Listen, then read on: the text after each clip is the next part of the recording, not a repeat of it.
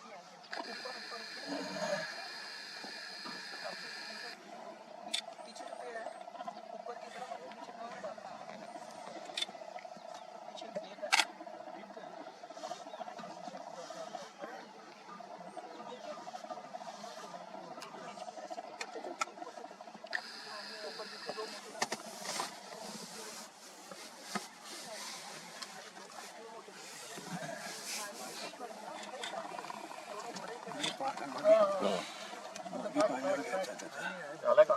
हो झालं.